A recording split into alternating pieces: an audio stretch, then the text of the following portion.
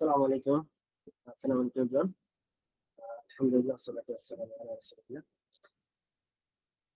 তো সবাইকে স্বাগতম আমাদের ৫ মাস ব্যাপী প্র্যাকটিক্যাল অ্যাকাউন্টিং কোর্সে।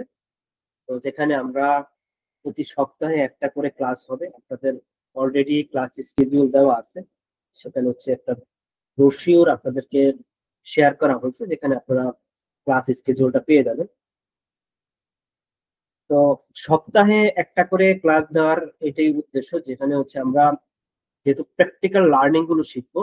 তো প্র্যাকটিক্যাল লার্নিং এ আমরা যে বিষয়গুলো দেখবো সেটা হচ্ছে আপনাদের কিছু হোমওয়ার্ক দেওয়া হবে, অ্যাসাইনমেন্ট দেওয়া হবে যেগুলো হচ্ছে আপনার সপ্তাহে জুড়ে হচ্ছে আপনারা করবেন, করে হচ্ছে আপনারা জমা দিবেন। তো মূল কথা হচ্ছে একেবারে ইন্টারেক্টিভ একটা কোর্স আপনাদের হবে।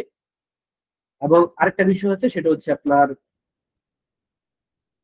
আপনারা যেই কোর্সটা করবেন ৫ মাস ব্যাপী আপনাদের যাতে কোনো ধরনের গ্যাপ না থাকে, যে কোনো প্রতিষ্ঠানেই যাতে আপনারা অ্যাকাউন্টিং করতে পারেন বা অ্যাকাউন্টিং এর একটা ভালো নলেজ নিতে পারেন, সেই একটা উদ্দেশ্যে আপনার এই ৫ মাস ব্যাপী এই কোর্সটা আমরা করেছি। দেন হচ্ছে আরেকটা বিষয় আছে সেটা হচ্ছে আমরা মার্কেটে অ্যাকাউন্টিং বা প্র্যাকটিক্যাল অ্যাকাউন্টিং এর অনেক ধরনের কোর্স দেখি, বাট এখানে আমি অ্যাডভান্স প্র্যাকটিক্যাল অ্যাকাউন্টিংটা কেন অ্যাড করলাম বা অ্যাডভান্সটা কেন অ্যাড করলাম, কারণ হচ্ছে অন্যান্য কোর্সে আপনার আসলে ট্যাক্স এবং ভ্যাট এর ইমপ্লিকেশনটা আসলে ওইভাবে আপনার বোঝানো হয় না। যার কারণে আপনার যেটা হয় আসলে আমরা প্র্যাকটিক্যালি হয়তো রেকর্ডিংটা ভালো করে যেতে পারি যে কোর্সের মাধ্যমে, বাট অ্যাকাউন্টিং এর যে ট্রিটমেন্ট গুলো, বিশেষ করে টিডিএস বিডিএস, তারপর হচ্ছে আপনার ভ্যাট রিটার্ন, তারপর হচ্ছে আপনার অ্যাকাউন্টিং এর যে এনুয়াল ট্যাক্স রিটার্নটা, সরি ট্যাক্সের যে এনুয়াল রিটার্নটা, সেটার যে প্রিপারেশনটা, এই প্রিপারেশন আমরা বিভিন্ন কোর্স থেকে জানতে পারি না। তো এটার মাধ্যমে আমরা যেটা করবো সেটা হচ্ছে একেবারে ফুল প্যাকেজ ৫ মাস ব্যাপী আমরা যেটা থাকবে সেটা হচ্ছে আপনার ৫ মাস পরে আপনাদের কোনো ইনশাআল্লাহ গ্যাপ থাকবে না। এটাই হচ্ছে মূল উদ্দেশ্য। তো আজকের যে ক্লাসটা হচ্ছে একবার ইন্ট্রোডাকশন ক্লাস, প্লাস হচ্ছে আপনার অ্যাকাউন্টিং এ কোথায় কোথায় কেরিয়ার অপরচুনিটি আছে বা আমরা কিভাবে আগাতে পারি সেই বিষয়ে আজকে আমরা আলোচনা করব। তো যেহেতু আজকের প্রথম ক্লাস আমরা এটা ফুল থিওরিটিক্যাল পার্টে নিয়ে যাব, যে আমরা বেসিক আলোচনাটা করব এবং অ্যাকাউন্টিং এর ইন্ট্রোডাকশন বলতে আপনার প্র্যাকটিক্যাল লেভেলে আসলে কি কি কাজ হয় এই বিষয়গুলো আজকে আমরা দেখার চেষ্টা করব। যেন হচ্ছে আপনার অ্যাকাউন্টিং এর কেরিয়ার এবং আপনার বিভিন্ন প্রফেশনাল ডিগ্রি আপনারা কিভাবে নিতে পারেন, তো সেটা নিয়ে আজকে একটা গাইডলাইন দেওয়ার চেষ্টা করব। তো প্রথমে আমি আমার পরিচয় দিচ্ছি। আমি মোহাম্মদ ইমরান হোসেন এসিএমএ। আমি একজন qualified cost and management accountant এবং সিএ অ্যাডভান্স লেভেলে আছি। আমি কর্মরত আছি সিইও হিসেবে মারিয়াম ইমরান এন্ড কো। আমরা মূলত ওয়ান স্টপ বিজনেস সলিউশন দিয়ে থাকি, যেখানে হচ্ছে আপনার মূলত অ্যাকাউন্টিং, ট্যাক্স, ভ্যাট, অডিট, তো এই ধরনের আপনার যে ফ্যাসিলিটেশনের কাজগুলো আছে সব কাজ আমরা দিয়ে থাকি, আরজিএসসি, আইআরসি। তো আমার দীর্ঘ কাজের অভিজ্ঞতা এবং অ্যাকাউন্টিং ফিল্ডে যে এক্সপার্টাইজ আছে পুরোটা ঢেলে আমরা এই কোর্সটা আমি সাজিয়েছি। এবং আমরা শেখার চেষ্টা করব যে আপনার কিভাবে প্র্যাকটিক্যাল লেভেলে আসলে আপনার ডিপ যে কাজগুলো কিভাবে করতে হয় এবং র ডেটা থেকে কিভাবে ফাইন্যান্সিয়াল স্টেটমেন্ট না বিভিন্ন আপনার অথরিটিকে আপনার রিপোর্টিং করা, এই বিষয়গুলো আজকে আমরা দেখব যে কি কি কাজ হয় এবং কিভাবে আসলে ইমপ্লিমেন্টেশন আমরা করতে পারি আর বিভিন্ন প্রতিষ্ঠানে বা কাজ করতে পারি। এই বিষয়গুলো হচ্ছে আমরা এই কোর্সের ফুল কোর্সের মাধ্যমে ইনশাল্লাহ দেখব। তো আমরা সবাই জানি যে আমাদের টোটাল 20টা ক্লাস হবে এবং 20টা ক্লাসে আমরা কি কি শিখবো। তো 20টা ক্লাসে আমরা 6টা মডিউল ভাগ করছি। তো 6টা মডিউল যেখানে হচ্ছে আমরা চেষ্টা করছি যে যাতে আপনাদের প্র্যাকটিক্যাল লেভেলে অ্যাকাউন্টিং এ যাতে কোথাও আপনার গ্যাপ না থাকে, একেবারে আপনার প্রতিটা সেক্টর বা সেগমেন্টে যাতে আপনাদের টাস্ক থাকে, সেই হিসেবে আপনার মডিউল গুলো আমরা প্রিপেয়ার করছি। তো প্রথম মডিউলটা সেটা হচ্ছে আপনার ফাউন্ডেশন আমরা শিখবো। তো ফাউন্ডেশন লেভেলে আমরা অ্যাকাউন্টিং এর যে ফাউন্ডেশন যেটা হচ্ছে আজকে ফাউন্ডেশন দেওয়ার চেষ্টা করবো। দেন হচ্ছে আমরা ইনকাম ট্যাক্স এর ফাউন্ডেশনটা শিখবো। দেন হচ্ছে আপনার ভ্যাট এর ফাউন্ডেশন শিখবো। দেন হচ্ছে আপনার টিডিএস বিডিএস এর ফাউন্ডেশন শিখবো। তো প্রথম যে ফাউন্ডেশন এখানে 4টা ক্লাস হবে, 4টা ক্লাসে আমরা একবারে বেসিক থেকে আমরা শুরু করে দিব, যাতে করে আপনার বেসিক থেকে আমরা প্র্যাকটিক্যালে যেতে পারি। এরকম না হয় যে আমরা প্র্যাকটিক্যালি গেলাম কিন্তু বেসিকে আমরা আমাদের গ্যাপ থেকে যাবে, এরকম যাতে না হয়। যে আপনি কোনো প্রতিষ্ঠানে জব করতেছেন বা করবেন, বা এক সেক্টর থেকে আরেক সেক্টরে যাবেন, যাতে করে আপনাদের গ্যাপ না থাকে। ঠিক আছে, যাতে করে আপনাদের গ্যাপ না থাকে, সেই ক্ষেত্রে আপনারা যাতে ফাউন্ডেশনটা ঠিক মতো থাকে, সেজন্য আমরা প্রথম মডিউলটা ডিজাইন করছি। দেন হচ্ছে আমরা ফিল্ড ওয়ার্ক। তো ফিল্ড ওয়ার্কে যেটা থাকে সেটা হচ্ছে আপনার প্র্যাকটিক্যাল যে এক্সপেরিয়েন্স, সেটা হচ্ছে আপনার মূলত ফিল্ড লেভেলে যে র ডেটা, অর্থাৎ আপনি তো ফাউন্ডেশনটা আপনাদের ঠিক থাকলো, তারপরে আমরা চলে যাবো যে আমাদের যে প্রতিষ্ঠানের র ডেটা আছে, এই র ডেটা নিয়ে আমাদের বিভিন্ন ধরনের রেজিস্টার মেনটেন করতে হয়। তো এই রেজিস্টার গুলো কি কি এবং রেজিস্টার গুলো কিভাবে প্র্যাকটিক্যালি মেনটেন করতে হয় সেগুলো আপনাদেরকে দেখাবো। এখানে আপনাদের যেটা করতে হবে যে আমি একেবারে প্র্যাকটিক্যাল কিছু অ্যাসাইনমেন্ট আপনাদের দিয়ে দিব, এবং আপনাদের সপ্তাহে সপ্তাহে হচ্ছে আপনারা অ্যাসাইনমেন্ট জমা দিতে হবে। এটা হচ্ছে এই লেভেল থেকে শুরু হবে। দেন হচ্ছে আমরা বুক কিপিং শিখবো, অর্থাৎ আপনি র ডেটা নিয়ে কাজ করলেন, র ডেটা নিয়ে কাজ করে হচ্ছে আপনি বুক কিপিংটা করলেন। তো বুক কিপিং এটা আমরা টেলি প্রাইমের মাধ্যমে শিখবো, অর্থাৎ আপনার একটা অ্যাকাউন্টিং সিস্টেম। তো অ্যাকাউন্টিং সিস্টেম তো অনেকগুলো আছে, অনেকগুলোর মধ্যে আমরা যেটা চুজ করছি সেটা হচ্ছে আপনার টেলি প্রাইম। কারণ হচ্ছে আপনার মার্কেট অ্যানালাইসিসে আপনার ট্যালি এবং ট্যালি প্রাইমটাই সবচেয়ে বেশি ইউজ হয়, যার কারণে হচ্ছে আমরা ট্যালি প্রাইমটা চুজ করছি। ট্যালি প্রাইমে কিভাবে রেকর্ডিং করা হয় এবং এখান থেকে কিভাবে রিপোর্টিং করা হয় এগুলো হচ্ছে আমরা এই মডিউলে শিখবো। দেন হচ্ছে আমরা কমপ্লায়েন্সে চলে যাব। তো কমপ্লায়েন্স জিনিসটা কি আসলে? কমপ্লায়েন্স জিনিসটা হচ্ছে আপনি তো রেকর্ডিংটা করবেন, তো রেকর্ডিং এর পরে হচ্ছে আপনার এগুলো তো আপনার বিভিন্ন অথরিটিকে আপনার রিপোর্ট করতে হবে, বিশেষ করে ট্যাক্স অথরিটি, তারপর হচ্ছে ভ্যাট অথরিটি, আরজেসি, বাংলাদেশ ব্যাংক, এদেরকে আপনার রিপোর্ট করতে হয়। তো এই রিপোর্টিংটা আসলে কিভাবে করতে হয় সেটা আমরা জানবো। দেন হচ্ছে আমরা রিপোর্টিং শিখবো। রিপোর্টিং বলতে আপনার যেটা কমপ্লায়েন্স, যেটা আমরা করলাম, এই কমপ্লায়েন্স একটা রিপোর্টিং। তো আমার ফাইনাল রিপোর্টিংটা সেটা হচ্ছে ফাইনাল স্টেটমেন্ট প্রিপারেশন। আমরা র ডেটা, তারপর হচ্ছে আপনার অ্যাকাউন্টিং সিস্টেমে ডেটা বুকিং করা, তারপর হচ্ছে আপনার কমপ্লায়েন্স মেনটেন করা, মান্থলি কমপ্লায়েন্স, কোয়ার্টারলি কমপ্লায়েন্স, এই কমপ্লায়েন্স মেনটেন করবো। দেন হচ্ছে আমরা ইয়ারলি যে কমপ্লায়েন্সের জন্য রিপোর্টিং অর্থাৎ ফাইন্যান্সিয়াল স্টেটমেন্ট প্রিপারেশন করা, সেটা আমরা দেখবো। দেন হচ্ছে একটা এনুয়াল ইনকাম ট্যাক্স রিটার্ন, কিভাবে আপনার কর্পোরেট ইনকাম ট্যাক্সটা কিভাবে আপনার রিটার্নটা প্রিপেয়ার করা হয় সেটা আমরা দেখবো এই মডিউলে। দেন লাস্ট মডিউল, এটাও খুবই ইম্পর্টেন্ট মডিউল, অর্থাৎ আপনি যদি একটা প্রতিষ্ঠানে অ্যাকাউন্টিং এ কাজ করেন, অর্থাৎ প্র্যাকটিক্যাল ওয়েতে কাজ করেন, সেক্ষেত্রে কিন্তু আপনার আগের যে মডিউল, এই মডিউলে আপনি কতটুকু কাজ করলেন সেটার রিফ্লেকশন থাকবে হচ্ছে আপনার ডকুমেন্টেশন। অর্থাৎ আপনি আপনার যে ডকুমেন্ট গুলো আছে, আপনার যে এভিডেন্স গুলো আছে, সেগুলো আপনি কত অর্গানাইজড ওয়েতে আপনি আসলে ডকুমেন্টেশনটা করলেন, সেটা হচ্ছে আমাদের এই মডিউলে আমরা দেখবো বা কিভাবে করতে পারেন। কারণ এখানে যদি আপনি আপনি গ্যাপ থেকে যায়, তাহলে আসলে প্রিভিয়াস যে কাজ, এই কাজের কোনো অর্থ থাকবে না। কারণ হচ্ছে আপনার এনুয়ালি আপনার অডিট হবে, কারণ হচ্ছে আপনার ট্যাক্সে অডিট হয়, ভ্যাটে অডিট হয়।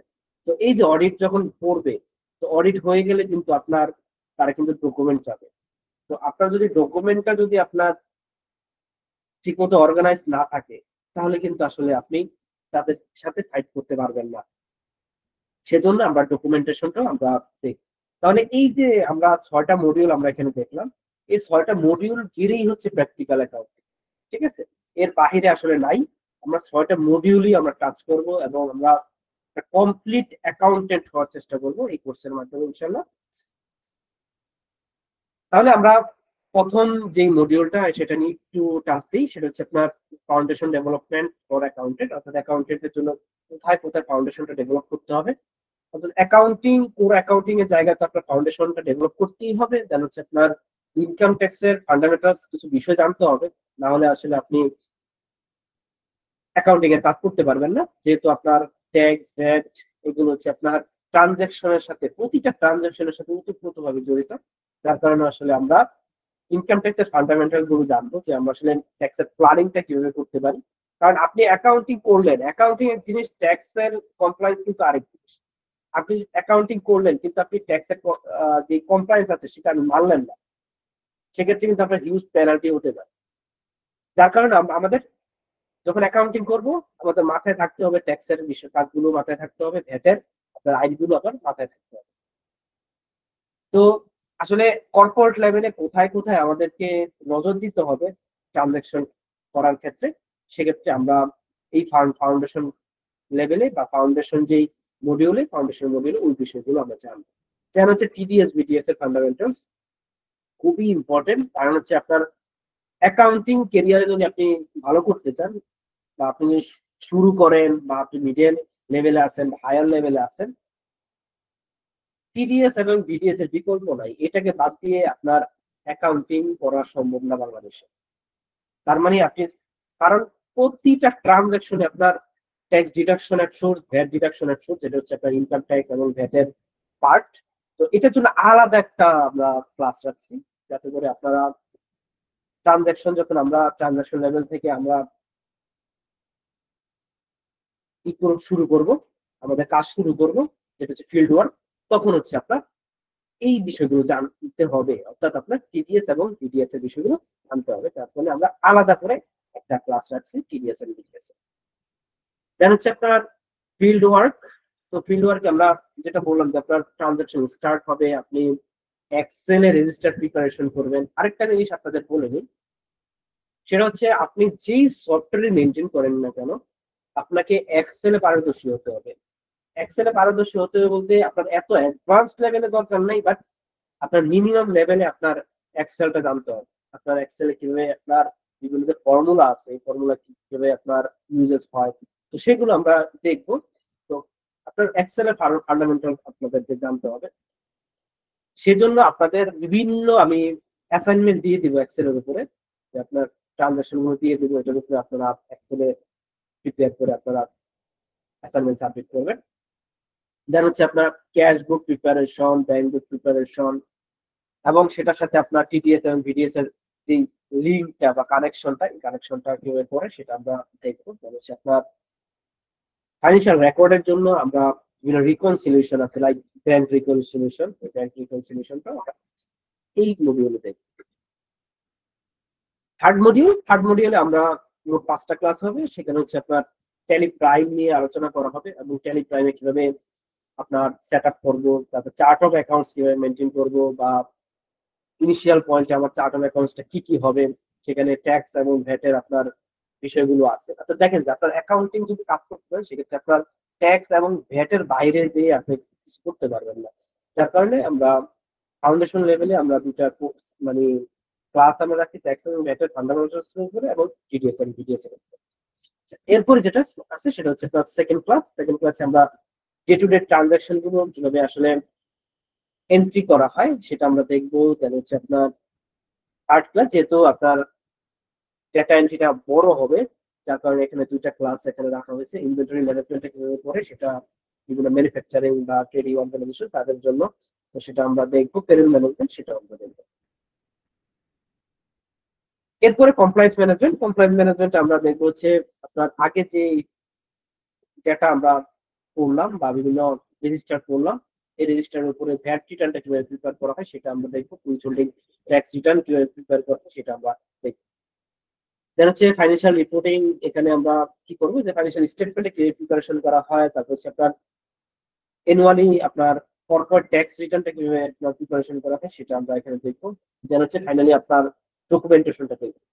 ডকুমেন্টেশন আসলে কিভাবে করতে হবে, এবং অডিটর আসলে কি চায় আমাদের কাছ থেকে, এবং অডিটরকে যে আপনার চাওয়া, এই চাওয়ার আগে যাতে আমরা আসলে সবকিছু ডকুমেন্ট করে রাখতে পারি, যাতে করে আপনার স্মুথলি আমি অডিটটা শেষ করতে পারি, সেজন্য আমাদেরকে কি কি ডকুমেন্টেশন করতে হবে সেটা আমরা এই মডিউলে শিখবো। তো আজকে আমরা আসলে যেটা বললাম যে আসলে প্র্যাকটিক্যাল অ্যাকাউন্টিং এ যেহেতু প্রবেশ করবো, তো আমরা ফাউন্ডেশন দিব যে আসলে প্র্যাকটিক্যালি আমরা কি কি কাজ করি অ্যাকাউন্টিং এ। এখানে কি কি আছে, একটা হচ্ছে আপনার অ্যাকাউন্টিং এর ভ্যালুটা কি, দেন আমরা আলোচনা করব অ্যাকাউন্টিং এর অপরচুনিটিস কি কি আছে বাংলাদেশে। দেন হচ্ছে আপনার একজন অ্যাকাউন্টেন্ট তার রোলটা কি, এটা হচ্ছে আমরা মেজর পোর্শনে আলোচনা করবো, যে আপনার একজন অ্যাকাউন্টেন্ট একটা অফিসে বা একটা অর্গানাইজেশনে বা একটা কোম্পানি যাই বলি, তাকে কি কি কাজ করতে হয়, তাকে কি কি কাজ করতে হয়, অর্থাৎ তার স্কোপ অফ ওয়ার্ক কি কি আছে, সেটা আমরা এই মডিউল মানে এই সেকশনে দেখবো। দেন হচ্ছে আপনার জেনারেল অ্যান্ড প্রফেশনাল অ্যাকাউন্টেন্ট, যেটা হচ্ছে আপনার অ্যাকাউন্টিং কেরিয়ারের উপরে একটা আলোচনা, সেটা হচ্ছে আপনার general accountant and professional accountant, এই বিষয়ে আলোচনা করবো। দেন হচ্ছে আপনার chartered accountancy, cost and management accountancy বা আদার যেই অ্যাকাউন্টিং বডিগুলো আছে তাদের মধ্যে পার্থক্যগুলো কি কি বা কোনটা চুজ করলে ভালো হয়, সেটা আমরা আলোচনা করবো। দেন লাস্টে আপনার একটু আলোচনা করবো, সেটা হচ্ছে আপনার অ্যাকাউন্টিং আসলে ফ্রিল্যান্সিং এর আপনার এটা কি, অপরচুনিটিস কি কি আছে। তো প্রথম আমরা আলোচনা করবো আসলে অ্যাকাউন্টিং এর ভ্যালুটা কি। অ্যাকাউন্টিং এর ভ্যালু যদি আমি বলতে চাই, সেক্ষেত্রে আমি কিছু কোটেশন এখানে নিয়ে আসছি। কোটেশনে প্রথম কোটেশন যেটা বলা আছে যে আসলে একজন বেস্ট অ্যাকাউন্টেন্ট শুধুমাত্র যে নাম্বারই আপনাকে দেয় এরকম না, একজন বেস্ট যারা অ্যাকাউন্টেন্ট তারা আপনাকে যে ডেটাটা দিবে বা যে রিপোর্টিংটা দিবে, এটা অবশ্যই আপনার ফাইন্যান্সিয়াল ট্রান্সফরমেশনের যে পোটেনশিয়াল, আপনার কোম্পানির যে পোটেনশিয়াল, আপনার প্রতিষ্ঠানের যে পোটেনশিয়াল, এই পোটেনশিয়াল রিফ্লেকশন দিবে, পোটেনশিয়ালের রিফ্লেকশন দিবে। অর্থাৎ আপনার ভবিষ্যতে কি করতে হবে হিস্টোরিক্যাল ডেটা দিয়ে অ্যানালাইসিস করে সবকিছু দিবে একজন বেস্ট অ্যাকাউন্টেন্ট। তাহলে আপনার একটা প্রতিষ্ঠানের তারা যদি টার্গেট অ্যাচিভ করতে চায়, তাদের গোল অ্যাচিভ করতে চায় বা তাদের ভিশনে পৌঁছাতে চায়, তাহলে আপনার অ্যাকাউন্টেন্ট এখানে অনেক বড় একটা ভাইটাল রোল প্লে করে। কারণ হচ্ছে অ্যাকাউন্টিং, আমরা সবাই জানি অ্যাকাউন্টিং হচ্ছে ব্যবসায়ের ভাষা। কেন ব্যবসায়ের ভাষা বলা হয়? এই কারণে ব্যবসায়ের ভাষা বলা হয়, কারণ একটা বিজনেস তো কথা বলতে পারেন। এখন বিজনেস সে কেমন কেমন আছে, তার পারফরমেন্স কেমন দিচ্ছে, এটা কিসের মাধ্যমে বলতে পারে? অবশ্যই ফাইন্যান্সিয়াল স্টেটমেন্টের মাধ্যমে বলতে পারে, প্রফিট এন্ড লস স্টেটমেন্টের মাধ্যমে তার নেট প্রফিটটা কত আছে, অ্যাসেট কত আছে, এটা একটা প্রতিষ্ঠানের স্টেক হোল্ডার তারা জানতে পারে কিসের মাধ্যমে? ফাইন্যান্সিয়াল স্টেটমেন্টের মাধ্যমে। ফাইন্যান্সিয়াল স্টেটমেন্ট কারা প্রিপেয়ার করে? অবশ্যই একজন অ্যাকাউন্টেন্ট প্রিপেয়ার করে। ঠিক আছে, এই জন্য আপনার অ্যাকাউন্টিং কে বলা হয় হচ্ছে আপনার ব্যবসায়ের ভাষা। এরপর আরেকটা খুবই ইম্পর্টেন্ট, যেটা এখান থেকেই পরের কোটেশন আপনার লিঙ্কটা পড়া, যে আপনার অ্যাকাউন্টিং যে শুধুমাত্র ক্যালকুলেশন করে এরকম না। আমরা আসলে অ্যাকাউন্টিং বলতে বুঝি যে সারাদিন বসে বসে ক্যালকুলেশন করা, এরকম না। সে প্রতিটা ট্রানজেকশনের যে স্টোরি আছে, স্টোরিটাকে আনফোল্ড করে, অর্থাৎ প্রকাশ করে দেয়। ঠিক আছে, প্রকাশ করে দেয়। কিভাবে প্রকাশ করে দেয়? অর্থাৎ ধরেন আপনার কার সাথে কি ট্রানজাকশন, কতটুকু ট্রানজাকশন, কার থেকে আমি কত টাকা পাই, কার থেকে কাকে আমি আমাকে আমাকে কত টাকা কাকে কত টাকা দিতে হবে, আমার অ্যাসেট কত আছে, এই সকল কিছু কি অ্যাকাউন্টিং এর মাধ্যমে আমরা জানতে পারি। মানে অ্যাকাউন্টিং বলতে যে শুধুমাত্র যে যদি কেউ বলে যে শুধুমাত্র ক্যালকুলেশন করা, না, এরকম ক্যালকুলেশন করা না। অ্যাকাউন্টিং মানে হচ্ছে আমার একটা প্রতিষ্ঠানের যে ফাইন্যান্সিয়াল স্টোরি আছে, স্টোরিগুলো প্রতিটা স্টোরি ধরে ধরে আপনার আনফোল্ড হয়ে যায়।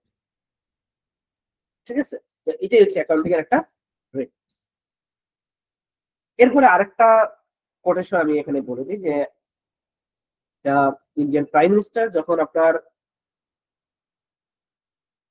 চার্টার্ড অ্যাকাউন্টেন্টদের নিয়ে একটা সেমিনার হয়েছিল, সেটা হচ্ছে ইন্ডিয়াতে, তখন সে বলছিল যে আপনার the signature of A chartered accounting, chartered accounting এর সিগনেচার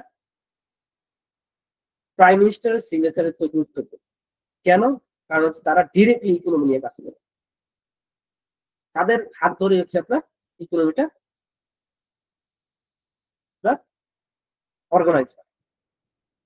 তো এই কোটেশনটাও খুবই সুন্দর একটা কোটেশন। তো এর মাধ্যমে আমরা আসলে একজন অডিটর বা একজন অ্যাকাউন্টেন্ট তাদের সবার আপনার ভ্যালুটা বুঝতে পারি। এরপরে আমরা চলে যাব হচ্ছে আপনার আসলে আমরা যে অ্যাকাউন্টিং করবো বা অ্যাকাউন্টিং প্র্যাকটিক্যাল অ্যাকাউন্টিং শিখবো, এটা আসলে অপরচুনিটিস গুলো কি কি। কারণ আসলে যদি অপরচুনিটিস না থাকে তাহলে তো আমার এগুলো শিখে লাভ নেই, তাই না? কারণ আমি শুধু শিখতেছি শিখতেছি, এটা থেকে যদি আমি বেনিফিট না নিতে পারি তাহলে কি হবে। এখন আসি যে আসলে অ্যাকাউন্টিং এর অপরচুনিটিস গুলো কি কি। অ্যাকাউন্টিং এর অপরচুনিটিস জানার আগে আমার জানতে হবে আসলে কত ধরনের অ্যাকাউন্টেন্ট আছে। আমরা অ্যাকাউন্টেন্ট বলতে শুধুমাত্র হয়তো বুঝি যে আপনার একটা প্রতিষ্ঠানের অ্যাকাউন্টেন্ট, মানে যে আপনার ভাউচার কালেক্ট করে, রেকর্ডিং করে, রিপোর্টিং করে, ঠিক আছে? তো এখানে যেটা আছে সেটা হচ্ছে আপনার অ্যাকাউন্টিং এর যে টাইপস, কত ধরনের অ্যাকাউন্টেন্ট হয়ে থাকে।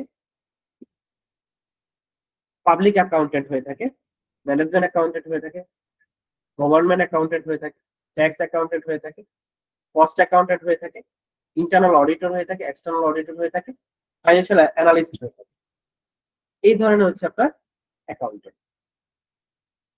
এখন আমি যদি মার্কেট অ্যানালাইসিসে যাই, মার্কেট অ্যানালাইসিসে আপনার বাংলাদেশে যদি একটা স্ট্যাটিস্টিক্স ধরি যে আপনার প্রাইভেট লিমিটেড কোম্পানি 1,97,000 এরকম আপনার প্রতিষ্ঠান আছে private limited company. Public limited company ধরেন আপনার 3,000 4,000 এখন বাড়তে পারে। পার্টনারশিপ ফার্ম আছে, ফরেন কোম্পানিজ আছে, ট্রেড অর্গানাইজেশন আছে, ফ্যাক্টরিজ আছে, সোসাইটিস আছে। এখন প্রতিটা কোম্পানিতে আপনার দেখেন যে ডিপার্টমেন্ট কি কি থাকতে পারে। ডিপার্টমেন্ট, কোর অ্যাকাউন্টিং ডিপার্টমেন্ট থাকতে পারে, ট্যাক্স ডিপার্টমেন্ট আছে, ফ্যাক্টরি অ্যাকাউন্টেন্ট আছে, ট্রেজারি এন্ড ফাইন্যান্স ডিপার্টমেন্ট আছে, ফাইন্যান্সিয়াল অ্যানালিস্ট আছে, ভ্যাট ডিপার্টমেন্ট আছে, কস্ট অ্যাকাউন্টেন্ট বা কস্ট অ্যানালিস্ট এটার জন্য আলাদা ডিপার্টমেন্ট থাকে, ইন্টারনাল অডিট ডিপার্টমেন্ট থাকে, কমপ্লায়েন্স ডিপার্টমেন্ট থাকে, পেরোল স্পেশালিস্ট বা পেরোল ডিপার্টমেন্ট। ব্যাপারটা হচ্ছে বড় বড় অর্গানাইজেশনে আপনার অ্যাকাউন্টিং রিলেটেড যে ডিপার্টমেন্ট গুলো, এই ডিপার্টমেন্ট গুলো আপনার এই নামে থাকে এবং আপনার 3 থেকে 4টা ডিপার্টমেন্ট কমন থাকে, যেমন core accounting department, tax department, VAT department, cost accountant বা cost analyst department, internal audit department, factory যারা যেগুলো হচ্ছে ম্যানুফ্যাকচারিং ফ্যাক্টরি। এবারে যদি আমি 3টা থেকে 4টা আপনার ডিপার্টমেন্ট যদি হয়, সেক্ষেত্রে আপনার আসলে অ্যাকাউন্টিং কেরিয়ারে আপনার জব ডিমান্ডটা কেমন। ধরে নিন আপনার প্রায় 8 থেকে 10 লাখ আপনার সুযোগ আছে সারা বাংলাদেশে, 8 থেকে 10 লাখ অ্যাকাউন্টিং জবের সুযোগ আছে। যদিও এটা কম, বাট আপনার এখানে কিন্তু কম্পিটিশন হিউজ, ঠিক আছে? এখানে আপনার কম্পিটিশন হিউজ, যার কারণে আসলে আপনাকে অবশ্যই অ্যাকাউন্টিং এর ডে টু ডে আপনাকে ডেভেলপ করতে হবে। আপনাকে ট্যাক্স, ভ্যাট এগুলোতে আপনার আসলে অ্যাকাউন্টিং তো জানলেনই, কিন্তু ট্যাক্স, ভ্যাট এসব জায়গায় আপনাকে যত বেশি আপনি স্কিলড হবেন, আপনি তত এই রেসে থাকতে পারবেন, ঠিক আছে? যাই হোক, এবার আমরা চলে যাই practical role of an accountant, যেখানে আমরা ম্যাক্সিমাম আলোচনাটা করব। আমি যদি একজন অ্যাকাউন্টেন্ট তার প্রতিষ্ঠানে পুরো কাজকে যদি একটা স্ন্যাপশটে নিয়ে আসি, তাহলে তাকে কি কি কাজ করতে হয়। তাকে ডে টু ডে কাজ করতে হয়, তাকে মান্থলি কাজ করতে হয়, তাকে কোয়ার্টারলি কাজ করতে হয়, তাকে ইয়ারলি কাজ করতে হয়, ঠিক আছে? অর্থাৎ মান্থলি কাজ এমন একটা কাজ যেটা হচ্ছে আপনার প্রতি মাসে তার কাজ থাকবেই, তার পাশাপাশি আবার কোয়ার্টারলি আপনাকে কাজ করতে হবে, ঠিক আছে? তাকে কোয়ার্টারলি কাজ করতে হবে, আবার তাকে ইয়ারলিও কাজ করতে হবে। কিন্তু তাকে কিন্তু কি যে মান্থলি কাজগুলো, এই মান্থলি কাজ রেগুলার বেসিসে করেই যেতে হবে। আর ইয়ারলি কাজগুলো আপনার আগের বছরে যে আপনার কাজগুলো করছেন সেটার উপরে আপনার বিভিন্ন রিপোর্টিং করতে হবে। এখন আমি যদি একটা জিনিস চিন্তা করি যে আপনার 1 জানুয়ারিতে যদি আপনার একটা ট্রানজাকশন হয়, এই ট্রানজাকশনের রিপোর্টিংটা শেষ হবে কবে? এই ট্রানজাকশনের রিপোর্টিংটা শেষ হয় পরের বছরে, যে আপনার ধরেন সেপ্টেম্বর অক্টোবরে।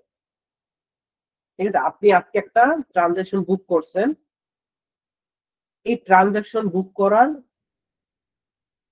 পরে আপনার এটা রিপোর্টিংটা হবে হচ্ছে আপনার 1 থেকে 1.5 বছর, 1.5 বছর পরে আপনার মানে এটার ইফেক্টটা শেষ হবে। কেন আমি বলি, কারণ আপনি জানেন 1 তারিখে ট্রানজাকশন করলেন, এটা আপনার এটার উপরে টিডিএস বিডিএস হবে।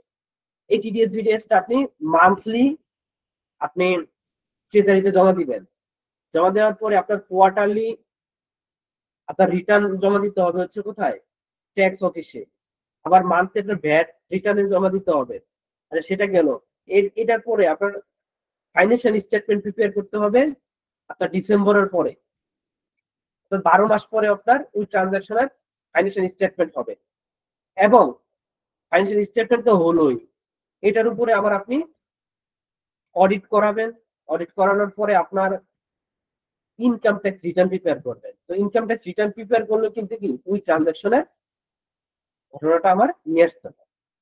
তাহলে আপনার 1 তারিখে 1 জানুয়ারিতে যদি আপনার একটা ট্রানজাকশন বুক হয়, ওটার রিপোর্টিং হয় যে আপনার একেবারে 1.5 বছরের মধ্যে।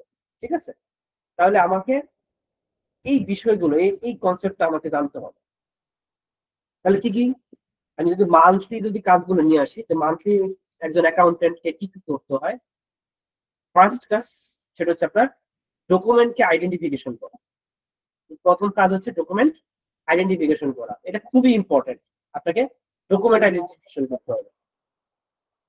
তার মানে আপনার কি কি ডকুমেন্ট আপনার আমার কাছে আসে, এই ডকুমেন্ট গুলো কি কি, তার ডকুমেন্ট, এটা কি ট্যাক্সের ইনভয়েস কিনা, বা এটা কি জেনারেল ইনভয়েস, এগুলো আমাকে আইডেন্টিফিকেশন করতে হবে।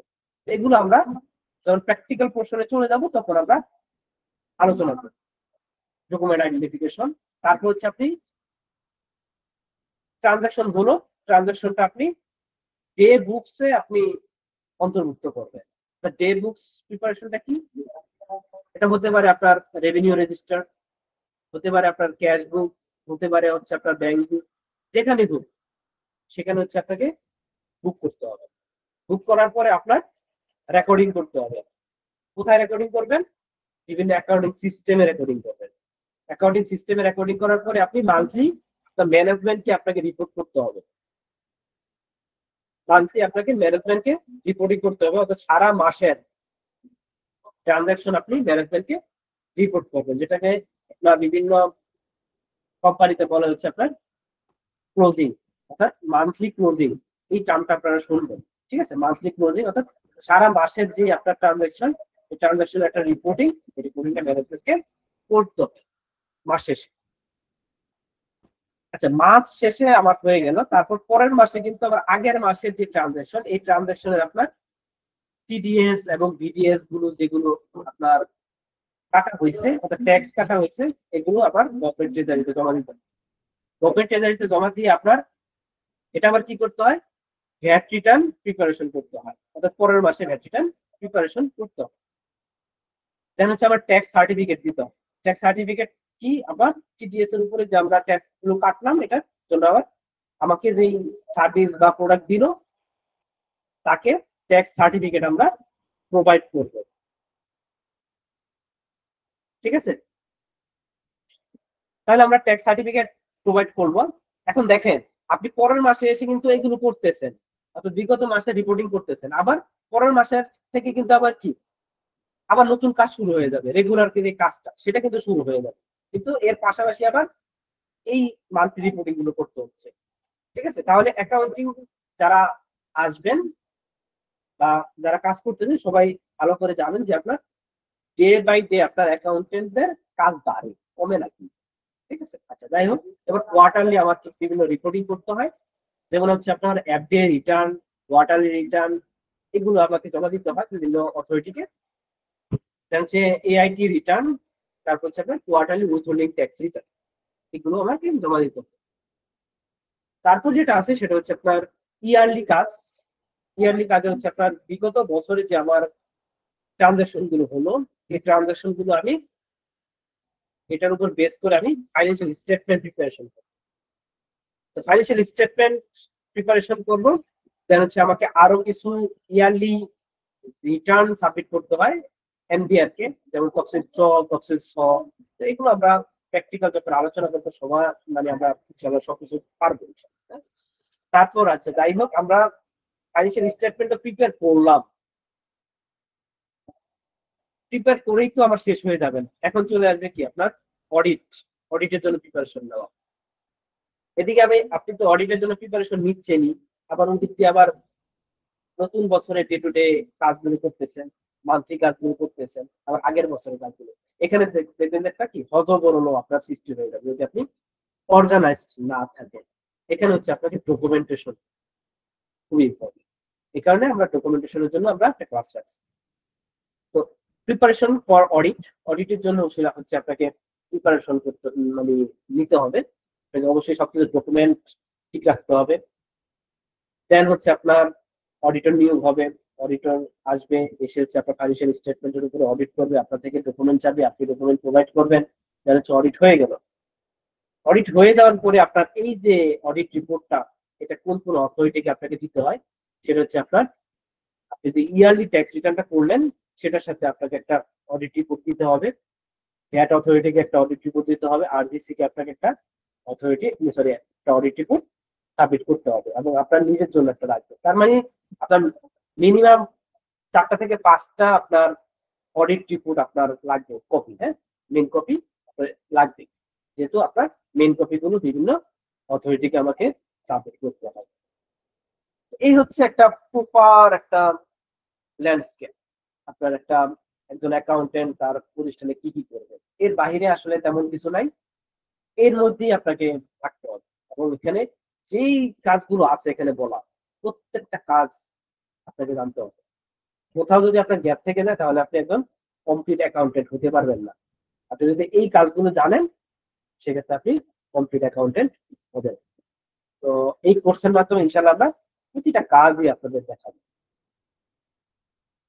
এবার আসি যে আসলে প্রথম যে জায়গাটা সেটা হচ্ছে আপনার কনসেপ্ট। আমি যদি একজন অ্যাকাউন্টেন্ট হতে চাই সেক্ষেত্রে আমার কনসেপ্ট গুলো কি কি সেটা আমরা একটু দেখি। সে প্রথম যেটা আছে সেটা হচ্ছে আমরা সবাই জানি যে আপনার গোল্ডেন রুল অফ অ্যাকাউন্টিং, অর্থাৎ অ্যাকাউন্টিং এর golden rule A equal to L plus we, অর্থাৎ আপনার অ্যাসেট সমান liability plus equity owners equity. এটা হচ্ছে আমার কি অ্যাকাউন্টিং এর গোল্ডেন রুল। এটা আমরা সবাই জানি, জাস্ট আপনাদের মানে রিকল করার জন্য বললাম আর কি। এরপরে যে জায়গাটা খুব ইম্পর্টেন্ট সেটা হচ্ছে chart of accounts. Chart of অ্যাকাউন্টসটা কি? চার্ট অফ অ্যাকাউন্টস হচ্ছে আপনার অ্যাকাউন্টিং এর যে হেডিংস, আপনি যে একটা অ্যাকাউন্ট বুক করবেন, একটা ট্রানজাকশন বুক করবেন, এই ট্রানজাকশন আসলে কি নামে আপনি বুক করবেন, অর্থাৎ ডেবিট কি নামে করবেন, ক্রেডিট কি নামে করবেন, এটা হচ্ছে চার্ট অফ অ্যাকাউন্টস। এটা লিস্ট আছে, ঠিক আছে? এই লিস্টটা এখানে দেখতে দেখা যাচ্ছে খুব সহজ, বাট আমরা যখন প্র্যাকটিক্যাল দেখবো চার্ট অফ অ্যাকাউন্টস তখন দেখবেন যে এত সহজ না, একটু কঠিন। কেন কঠিন? কারণ এখানে ট্যালি প্রাইমে যদি আমি বলি যে আপনি চার্ট অফ অ্যাকাউন্টস এর নতুন হেড দিতে পারেন, সেটা সমস্যা নেই, মানে যে কোনো সময় অ্যাডমিশন করতে পারেন, ডিলেট করতে পারেন। বাট চার্ট অফ অ্যাকাউন্টস এর সাথে আপনার ফাইন্যান্সিয়াল স্টেটমেন্টটা অন্তর্ভুক্তভাবে জড়িত। আপনি যদি চার্ট অফ অ্যাকাউন্টসটা ভালোভাবে দিতে পারেন সেক্ষেত্রে আপনার লেজারটা ভালো হবে, আপনার অডিটরকে লেজার যখন দিবেন ভালোভাবে বুঝতে পারবেন। এই কারণে চার্ট অফ অ্যাকাউন্টসটা ইম্পর্টেন্ট। তো চার্ট অফ অ্যাকাউন্টসে আসলে কি কি থাকে? অ্যাসেটের বিভিন্ন নেম থাকে, অর্থাৎ হেডিংস গুলো থাকে, অ্যাসেট, লাইবিলিটি, রেভিনিউ, এক্সপেন্স, এই বিষয়গুলো লিস্ট থাকে এবং ইউনিক একটা কোড থাকে। প্রতিটা হেডিংস এর জন্য ইউনিক কোড থাকে, ঠিক আছে? এইটাকে বলা হচ্ছে আপনার চার্ট অফ অ্যাকাউন্টস। এবং অ্যাকাউন্টিং সিস্টেম বা অ্যাকাউন্টিং সফটওয়্যারে যদি আপনি কাজ করতে চান সেক্ষেত্রে আপনার ইনিশিয়াল স্টেজেই চার্ট অফ অ্যাকাউন্টস প্রিপেয়ার করতে হবে।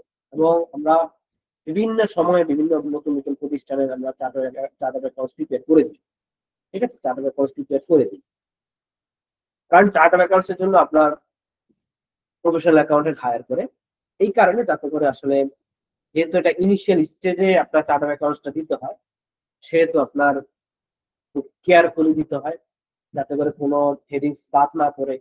কারণ এটার একটা কারণ হচ্ছে আপনার বিশেষ করে বাইরের প্রতিষ্ঠান যারা এই দেশে এফডিআই করছে বা ইনভেস্টমেন্ট করছে, তাদের একটা প্রতিষ্ঠান আছে, তো তারা হচ্ছে চার্ট অফ অ্যাকাউন্টস মেনটেন করে হচ্ছে আপনার ফরেন কোম্পানির সাথে। এখন ফরেন কোম্পানির সাথে চার্ট অফ অ্যাকাউন্টস মেনটেন করতে গেলে অনেক কিছু আসলে অ্যানোমেলি ঘটে। কেন বা ব্যতিক্রম ঘটে? কারণ হচ্ছে বাইরের দেশের ট্যাক্স আর বাংলাদেশের ট্যাক্স ভ্যাট কিন্তু সেম না। এই কারণে আসলে কিছু কিছু হেডিংস এমন ভাবে দিতে হয় যাতে করে আমার ফরেন কোম্পানির হেডিংস আর আমার হেডিংস এর সাথে তেমন একটা কনফ্লিকশন না ঘটে। এই কারণে হচ্ছে বিভিন্ন প্রফেশনাল অ্যাকাউন্ট হায়ার করে চার্ট অফ অ্যাকাউন্টস প্রিপেয়ার করার জন্য। তো চার্ট অফ অ্যাকাউন্টস এটা খুবই ইম্পর্টেন্ট, এটা আমরা দেখবো যখন আমরা সফটওয়্যারের কাজ করব। এরপরে আপনার accrual versus cash basis of accounting. আমরা সবাই জানি যে কোম্পানিগুলো আপনার অ্যাক্রুয়াল বেসিস ফলো করে, ক্যাশ বেসিস ফলো করে না। বাট আমরা বিভিন্ন জায়গায় অডিট করতে গেলে যেটা দেখি সেটা হচ্ছে আপনার এই বিশেষ করে হসপিটালস, তারপর হচ্ছে আপনার বিভিন্ন ধরনের শিক্ষা প্রতিষ্ঠান, তারা কিন্তু এখনো আপনার ক্যাশ বেসিস ফলো করে।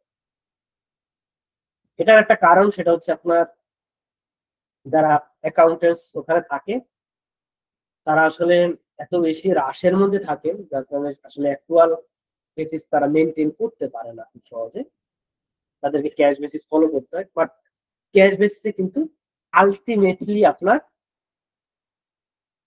অ্যাকচুয়াল পারফরমেন্স দেখায় না, যেটা অ্যাকচুয়াল বেসিসে আমার দেখায়। এই কারণে আপনার আইএস এন্ড আইএফআরএস বা অ্যাকাউন্টিং স্ট্যান্ডার্ড যে গাইডলাইন আছে বা অ্যাকাউন্টিং এর গাইডলাইন, সেখানে আমরা অ্যাকচুয়াল বেসিসে আমরা ফাইন্যান্সিয়াল স্টেটমেন্ট প্রিপেয়ার করি বা ট্রানজাকশন গুলো বুক করি। তো অ্যাকচুয়াল বেসিসটা কি? একটা জিনিস হচ্ছে আমরা যখন ট্রানজাকশন হবে, সেটা ক্যাশে বা ব্যাংকে পেমেন্ট হোক বা না হোক, তখনই আমরা অ্যাকাউন্টিং এ বুক করে ফেলবো। এটা হচ্ছে আপনার অ্যাকচুয়াল বেসিস। আর ক্যাশ বেসিস হচ্ছে আমরা ওয়েট করবো যে আপনার ক্যাশে পেমেন্টের জন্য। ঠিক আছে, তো আমরা সবাই অ্যাকচুয়াল বেসিসটা ফলো করবো। তো এখানে এই বিষয়টা থেকে যে বিষয়টা গুরুত্বপূর্ণ সেটা হচ্ছে আপনার অ্যাকাউন্টিং এবং ট্যাক্স এর একটা ডিফারেন্স আছে, কনফ্লিকশন হয়। কারণ হচ্ছে কিছু ট্রানজাকশন অ্যাকাউন্টিং আমরা আমাদেরকে অ্যাকচুয়াল বেসিস ফলো করতে হয়, আর ইনকাম ট্যাক্স এর রিটার্ন প্রিপেয়ার করতে গেলে ক্যাশ বেসিস ফলো করতে হয়। তো এটার কারণে একটা অ্যানোমালি হয়, এটার কারণে একটা ডেফার্ড ট্যাক্স হয়। তো ডেফার্ড ট্যাক্স নিয়ে সামনে আলোচনা করবো আইএস 12 এ, যখন আমরা ফাইন্যান্সিয়াল স্টেটমেন্ট প্রিপেয়ার করতে যাবো তখন আমরা আলোচনা করবো। যেমন হচ্ছে আমরা আরেকটা বিষয় সবাই জানি, তারপর একটু বলে নিই ফাইন্যান্সিয়াল স্টেটমেন্ট কম্পোনেন্টস গুলো কি কি। সেটা হচ্ছে আপনার statement of financial position, statement of comprehensive income, statement of changes in equity, cash flow statement, পাঁচটা আমাদের কম্পোনেন্ট অফ ফাইন্যান্সিয়াল স্টেটমেন্ট। এই স্লাইডে যাওয়ার আগে আমরা আজকে ক্লাসে একটা ব্রেক নিব। আমরা 8:40 থেকে 9:10 পর্যন্ত হচ্ছে ব্রেক, 30 মিনিটের একটা ব্রেক থাকবে। ইনশাআল্লাহ আমরা 9:10-এ আমরা আবার জয়েন করবো। ঠিক আছে, আমরা একটা ব্রেক নিই, তবে বিভিন্ন প্রয়োজন পূরণ করে আসতে পারেন। আমরা 30 মিনিট পরে ইনশাআল্লাহ আমরা হাজির হবো 9:10।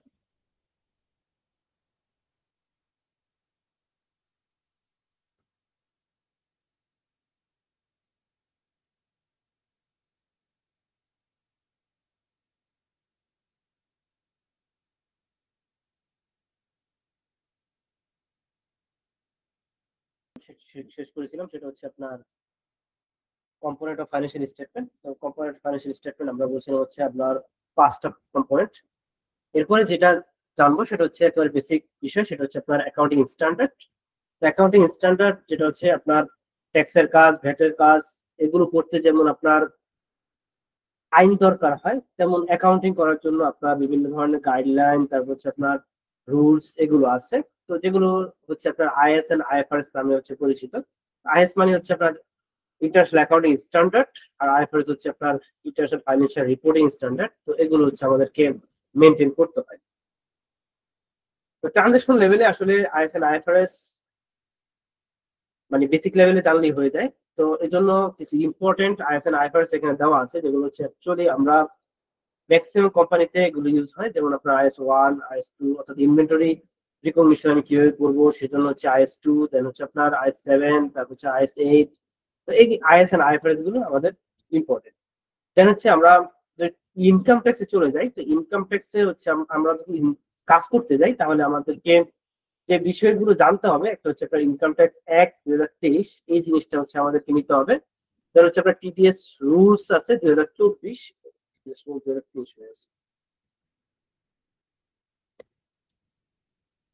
টিডিএস রুলস 2024, অর্থাৎ আমরা যে বললাম যে টিডিএস এবং বিডিএস এর কাজ করব, তার জন্য টিডিএস রুলস 2024 আছে এবং বিভিন্ন এসআরও আছে। তো এসআরও হচ্ছে আপনার মূলত ইনকাম ট্যাক্স অ্যাক্টের যদি কোনো চেঞ্জ আসে তো চেঞ্জ গুলো এসআরওর মাধ্যমে আসে। তো এই এসআরও গুলো আমাদেরকে লাগে তো ইনকাম ট্যাক্সের কাজ করার জন্য। এরপরে যেটা জানবো সেটা হচ্ছে আপনার ইনকাম ইয়ার অ্যাসেসমেন্টের, এগুলো আমরা নেক্সট ক্লাসে আমরা মানে যেটাকে বলে ডিটেলস আলোচনা করবো। যেটা হচ্ছে আমরা জাস্ট আমরা জানতেছি যে আসলে কি কি মানে আমাদেরকে দরকার আমাদের প্র্যাকটিক্যাল কাজ করার জন্য। যেটা হচ্ছে আপনার চ্যাপ্টার 7 অর্থাৎ ইনকাম ট্যাক্স অ্যাক্ট 2023 এর চ্যাপ্টার 7 পার্ট 7, এটা খুবই ইম্পর্টেন্ট। এটা না জানলে আসলে আপনি অ্যাকাউন্টিং এ কাজ করতে পারবেন না। এটা হচ্ছে আপনার মূলত টিটিএস এর আপনার চ্যাপ্টার। তো এখানে আপনার অনেকগুলো সেকশন আছে, ওই সেকশন গুলো আমাদেরকে জানতে হবে, ঠিক আছে? তো ওই সেকশন গুলো আমাদেরকে জানতে হবে। এরপরে যেটা আছে সেটা হচ্ছে আপনার বিভিন্ন ধরনের পেনাল্টি আমাদেরকে জানতে হবে। কারণ পেনাল্টি যদি আমরা না জানি বা ফাইন যদি আমরা না জানি তাহলে আমরা গুরুত্ব দিব কিভাবে, তাই না? তো এই জন্য হচ্ছে বিভিন্ন ধরনের পেনাল্টি, তারপর হচ্ছে আপনার ফাইন, এগুলো হচ্ছে আমরা জানবো। দেন হচ্ছে আমরা চলে যাবো ভ্যাটে। তো ভ্যাটের জন্য আমাদেরকে কি কি জানতে হবে? ভ্যাটের জন্য হচ্ছে আপনার ভ্যাট অ্যাক্ট 2012, অর্থাৎ ভ্যাট এন্ড এসডি অ্যাক্ট 2012 এবং ভ্যাট এন্ড এসডি রুলস 2016, এই দুইটা জিনিস হচ্ছে আমাদেরকে জানতে হবে। এরপরে আপনার উইথহোল্ডিং এন্ট্রিজ কারা, অর্থাৎ কাদের হচ্ছে ভিডিএস করতে হবে, এগুলো হচ্ছে আমরা জানবো। দেন হচ্ছে আপনার ভ্যাটের বিভিন্ন ধরনের ফর্ম, এই ফর্ম গুলো আসলে মেনটেন করতে হয় আমাদেরকে। এই ফর্ম গুলো আমরা দেখাবো যে কিভাবে আসলে ফর্মগুলো মেনটেন করতে হয়। দেন হচ্ছে আপনার ভ্যাট ডিডাক্টেড এন্ড সোর্স, অর্থাৎ ভিডিএস কিভাবে করতে হবে, এটার জন্য একটা এসআরও আসছে, এটা হচ্ছে আপনার এসআরও 182, ঠিক আছে? এটা যখন ভ্যাটের ক্লাস হবে সেখানে ডিটেলস আমরা আলোচনা করবো। এবার আমরা চলে যাই যে আসলে ধরেন আপনি একজন অ্যাকাউন্টেন্ট, আপনি 1 জানুয়ারিতে জয়েন করছেন। তো 1 জানুয়ারিতে জয়েন করলে আপনার প্রথম কাজটা কি? আপনি একজন ফিল্ড ওয়ার্ক যদি করতে চান সেক্ষেত্রে আপনার প্রথম কাজটা কি? প্রথম কাজটা হচ্ছে আপনাকে অবশ্যই ডকুমেন্ট আইডেন্টিফিকেশন করতে হবে, অর্থাৎ আগে আপনাকে ডকুমেন্ট চিনতে হবে। যেটা আমরা আসলে করি যে আমরা অ্যাকাউন্টিং এ কাজ করি কিন্তু আসলে ডকুমেন্ট ঠিক মতো চিনি না, ঠিক আছে? ডকুমেন্ট আমরা চিনি না, বাট কাজ করতে থাকি কিন্তু আপনার বিভিন্ন ধরনের যদি আপনি অন্য কোথাও সুইচ করতে যান সেক্ষেত্রে আপনাকে যখন বলে যে আসলে এই জিনিসটা কি, তখন আমরা আসলে জবাব দিতে পারি না। তো সেক্ষেত্রে আমাকে অবশ্যই ডকুমেন্ট আইডেন্টিফিকেশন করতে হবে বিভিন্ন ভ্যাটের কমপ্লায়েন্সের জন্য, ট্যাক্সের কমপ্লায়েন্সের জন্য, তারপর হচ্ছে আপনার ভ্যাটের এক্সেমশনের জন্য, তারপর হচ্ছে আপনার এলসি রিলেটেড যদি ইম্পোর্ট এক্সপোর্টের বিষয় থাকে সেক্ষেত্রে আমরা এলসি জানতে হবে। তো এই যে ডকুমেন্ট, এই ডকুমেন্টের আইডেন্টিফিকেশন আমাকে করতে হবে। দেন হচ্ছে আপনার বিভিন্ন ধরনের এগ্রিমেন্ট, এটা হতে পারে লোনের এগ্রিমেন্ট, হতে পারে হচ্ছে আপনার অফিস রেন্টের এগ্রিমেন্ট। তো এই এগ্রিমেন্ট এগুলো আমাকে ভালোভাবে জানতে হবে। তাহলে আমার প্রথম কাজ হচ্ছে আমার ডকুমেন্ট আইডেন্টিফিকেশন করা। এছাড়া আরো কিছু ডকুমেন্ট থাকে, যেমন হচ্ছে আপনার একটা প্রতিষ্ঠানের টিন আছে কিনা, বিল আছে কিনা, তারপর হচ্ছে আপনার ইনকর্পোরেশন সার্টিফিকেট আছে কিনা। তো এই যে ডকুমেন্ট গুলো, এই ডকুমেন্ট গুলো আগে থেকেই আমাকে জানতে হবে। এবং আপনি যখন কোনো প্রতিষ্ঠানে জয়েন করবেন তখন হচ্ছে আসলে এই বিষয়গুলো সম্পর্কে আপনার সিনিয়র থাকবে, আপনি যদি একাই হয়ে থাকেন সেক্ষেত্রে আপনি এই ডকুমেন্ট গুলো ডকুমেন্টেশন করবেন এবং জেনে নিবেন যে এই ডকুমেন্ট গুলো আছে। এখন ইনভয়েসের ক্ষেত্রে এখানে দেখেন, সাধারণত দেখেন এখানে 3টা ইনভয়েস দেওয়া আছে। একটা হচ্ছে নরমাল ইনভয়েস, দেখেন এখানে নরমাল ভাবে একটা ইনভয়েস করা, এটাকে বলা হয় নরমাল ইনভয়েস। যেমন হচ্ছে আপনার অটোমেটেড ইনভয়েস আছে, অর্থাৎ যেটা হচ্ছে পোজ মেশিন থেকে হচ্ছে আপনার ইনভয়েস বের হয়, যেটা আমরা সুপার শপে আমরা পেয়ে থাকি। এরকম ইনভয়েস আছে, আবার মোশন 6.3 আছে, ঠিক আছে? তো এই ইনভয়েস গুলো কিন্তু আমাকে চিনতে হবে, না হলে কিন্তু আমরা আসলে ভ্যাটের কাজও করতে পারবো না, ট্যাক্সের কাজও করতে পারবো না, ঠিক আছে? তো এগুলো আমরা আমরা যখন প্র্যাকটিক্যাল আলোচনা করবো তখন ডিটেইলস আপনাদের বলে দিব যে আসলে কোন ইনভয়েস এর নাম কোনগুলো। দেখবেন যে বিভিন্ন ধরনের বলে যে মোশক ইনভয়েস, ঠিক আছে? তো মোশক ইনভয়েস মানে যে আপনাকে চিনতে হবে যে এটা হচ্ছে মোশক ইনভয়েস, ঠিক আছে? এটা হচ্ছে আপনার মোশক ইনভয়েস, তারপর এটা হচ্ছে কি মোশক ইনভয়েস, কিন্তু এটা অটোমেটেড জেনারেট মানে জেনারেশন হয়েছে আর কি, ঠিক আছে? আর এটা হচ্ছে নর্মাল ইনভয়েস, এটা কিন্তু কি মোশক ইনভয়েসের মধ্যে পড়ে না। তাহলে প্রথম কাজ হচ্ছে আপনার ডকুমেন্ট আইডেন্টিফিকেশন করতে হবে। এরপরে আপনার ট্রানজেকশন হলো, ট্রানজেকশনের পরে আপনাকে বিভিন্ন ধরনের ডে বুক প্রিপেয়ার করতে হবে বা রেজিস্টার মেনটেন করতে হবে। এগুলো হচ্ছে এক্সেলে মেনটেন করতে হয় এখন।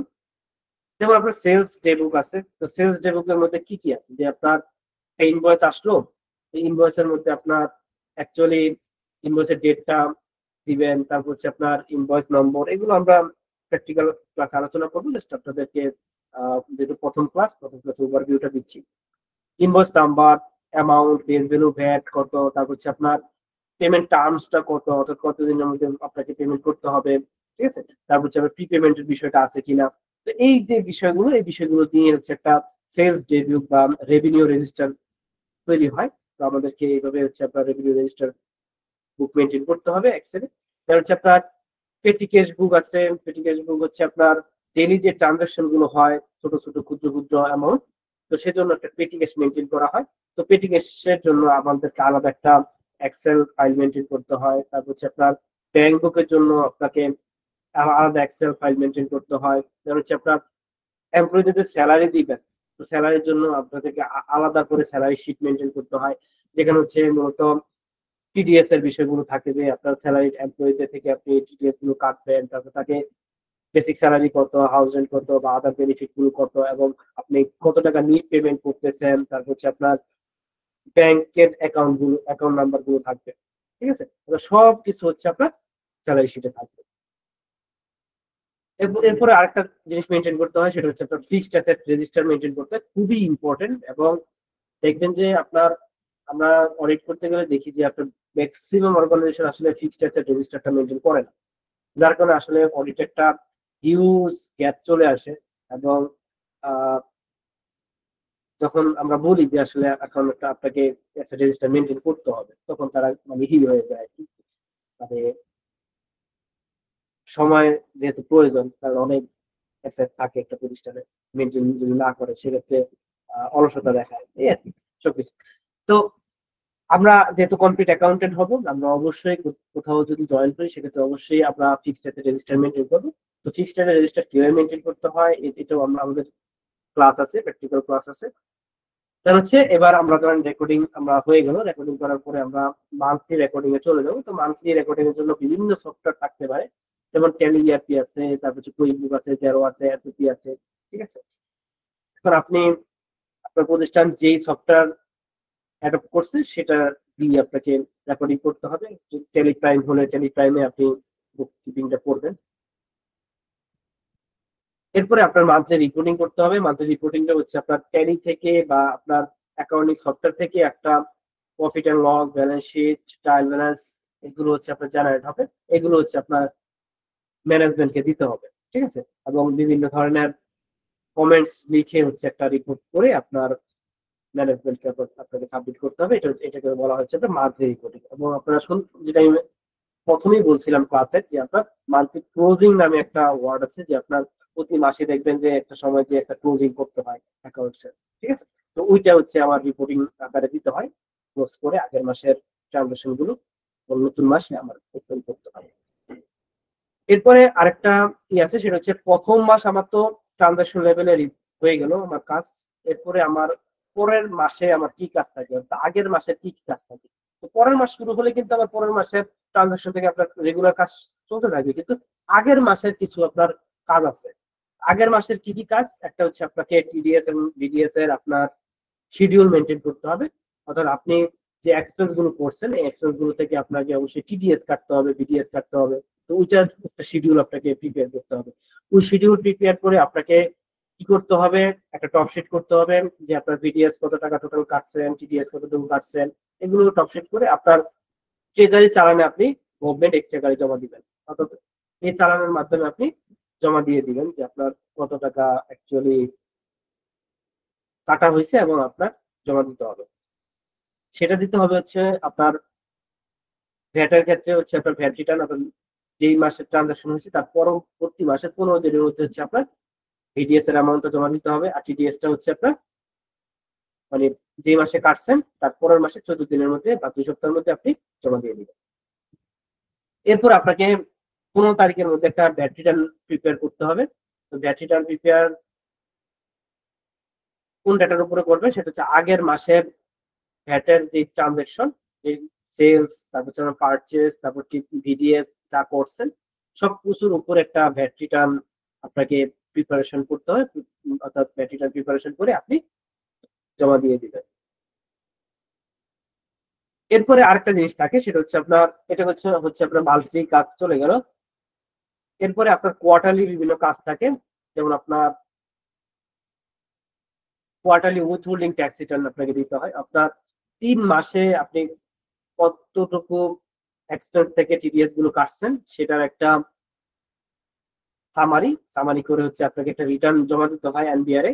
তো সেটা কত তারিখের মধ্যে দিতে হয় সেটা হচ্ছে আপনার প্রতি কোয়ার্টার শেষ হওয়ার পরবর্তী মাসের 25 তারিখের মধ্যে আছে আপনার এই যে উইথহোল্ডিং ট্যাক্স রিটার্ন সেটা জমা দিতে হয়। যেমন আপনার জুলাই, অগস্ট, সেপ্টেম্বর, এই 3 মাস, 3 মাসেরটা আপনি জমা দিবেন কবে?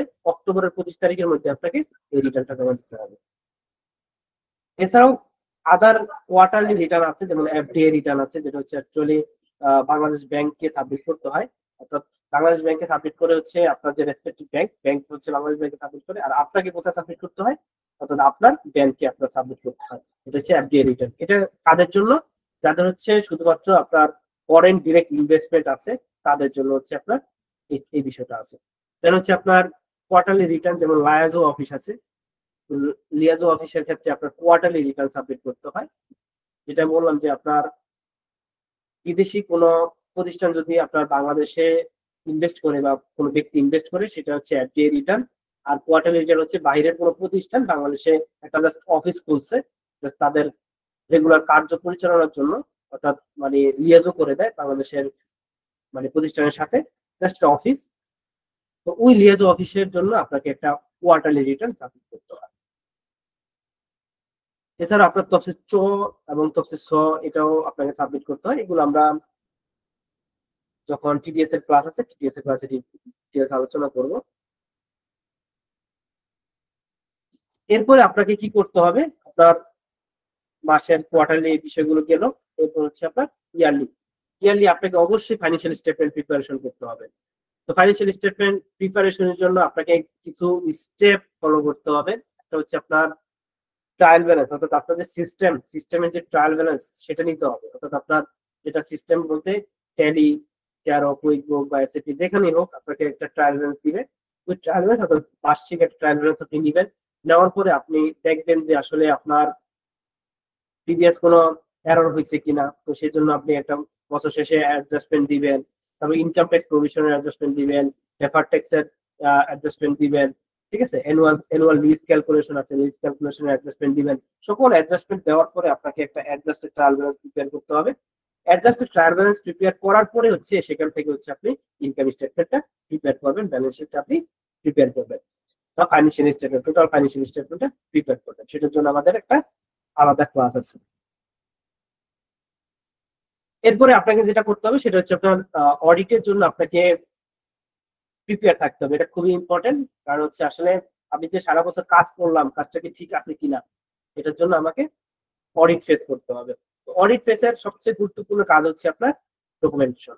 অর্থাৎ ডকুমেন্টেশন যে আপনার যে যত ডকুমেন্ট আছে ডকুমেন্ট গুলো আপনি সবকিছু অর্গানাইজড ওয়েতে আপনাকে সাজিয়ে রাখতে হবে। যখনই আপনার থেকে চাবে তখনই আপনি এই ডকুমেন্ট গুলো তাদেরকে সাবমিট করবেন। এইটা হচ্ছে ডকুমেন্টেশন।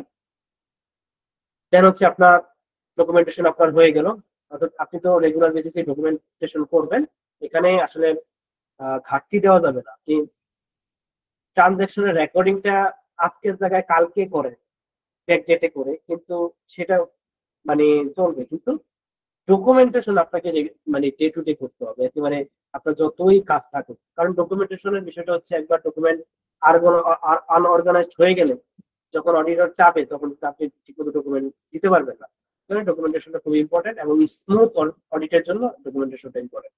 এরপরে আপনি অডিটরকে ফাইন্যান্সিয়াল স্টেটমেন্ট অর্থাৎ ড্রাফট ফাইন্যান্সিয়াল স্টেটমেন্ট তাদেরকে দিবেন, যেটার উপরে সে অডিটটা করবে। দেন হচ্ছে আপনার auditor draft financial statement analysis করবে। অ্যানালাইসিস করার পরে আপনাকে একটা ডকুমেন্ট প্রোভাইড করবে। তো ডকুমেন্ট প্রোভাইড করার পরে আপনাকে বিভিন্ন ধরনের কুয়েরিজ যদি থাকে অডিটরদের, তাহলে সেক্ষেত্রে যেটা বললাম যে বিভিন্ন ধরনের কুয়েরিজ আছে বা অবজারভেশন আছে, তো সেক্ষেত্রে বিভিন্ন ডকুমেন্ট চাইতে পারে। তো দেখবেন যে আপনার অডিট হচ্ছে মার্চ মাসে আপনার থাকে ডকুমেন্ট চাইলে হচ্ছে আগের বছরে জানুয়ারি মাসে, মানে যেই বছর অডিট হচ্ছে তার জানুয়ারি মাসের ডকুমেন্ট চাইবে। এখন আপনি যদি ঠিকমতো ডকুমেন্টেশন না করেন সেক্ষেত্রে কিন্তু 12 মাস 13 মাস 14 মাস আগের মানে ডকুমেন্ট আপনি ঠিকমতো প্রোভাইড করতে পারবেন না। এই কারণে ডকুমেন্টেশনটা খুবই ইম্পর্টেন্ট, আমি বারবার বলতেছি। দেন হচ্ছে তার একটা অডিট অপিনিয়ন দিবে আপনার ফাইন্যান্সিয়াল স্টেটমেন্টের উপর বেস করে, যেটা হচ্ছে তারা ফিল্ড ওয়ার্ক করবে, কোয়েরিজ দিবে, আপনি তাদের জবাব দিবেন। সবকিছু ঠিক থাকলে, সবকিছু ওকে থাকলে তাকে কি করবে সেটা হচ্ছে আপনার অডিট অপিনিয়ন দিয়ে দিবে যে আপনার ফাইন্যান্সিয়াল স্টেটমেন্টটা ঠিক আছে। এরপরে আপনার অডিট হয়ে গেল, অডিট হওয়ার পরে আবার আমরা আরেকটা কাজ চলতে থাকে, সেটা হচ্ছে আপনার কর্পোরেট ট্যাক্স রিটার্ন প্রিপারেশন করতে হয়। তো কর্পোরেট ট্যাক্স রিটার্ন হচ্ছে আপনার যে অডিটেড ফাইন্যান্সিয়াল স্টেটমেন্টের উপর বেস করে হচ্ছে আপনার কর্পোরেট ইনকাম ট্যাক্স রিটার্নটা প্রিপারেশন করা হয়, ঠিক আছে। এবং আপনার যে ডেডলাইন আছে, অর্থাৎ যে কর্পোরেট ট্যাক্স রিটার্ন সাবমিশনের জন্য আলাদা ডেডলাইন আছে, সেটা আমরা নেক্সট ক্লাসে আলোচনা করবো। সেই ডেডলাইনের মধ্যে আপনাকে অবশ্যই এই কর্পোরেট ইনকাম ট্যাক্স রিটার্নটা সাবমিট করতে হবে। এরপরে যেটা করতে হবে সেটা হচ্ছে আপনার যে অডিট রিপোর্টটা হচ্ছে কাকে কাকে জমা দিতে হবে। এটা হচ্ছে আপনার ইনকাম ট্যাক্স অথরিটিকে জমা দিতে হবে, ভ্যাট অথরিটিকে জমা দিতে হবে, আপনার আরজেসি কে জমা দিতে হবে, ঠিক আছে। অর্থাৎ 3টা কমন আপনার জমা দেওয়ার জায়গা আপনাকে জমা দিতে হবে, অর্থাৎ মেইন কপি, ঠিক আছে। মেইন কপি হচ্ছে আপনাকে জমা দিতে হবে। তাহলে আপনার অডিট রিপোর্ট, যেটা আমি প্রথমেই বলেছিলাম ক্লাসে, যে আপনার অ্যাটলিস্ট 3টা 4টা 5টা অডিট রিপোর্ট আপনার সাইন করে নিয়ে আসতে হবে, ঠিক আছে। অর্থাৎ মানে মেইন কপি, তাতে করে আপনার বিভিন্ন অথরিটিকে আপনি জমা দিতে পারেন।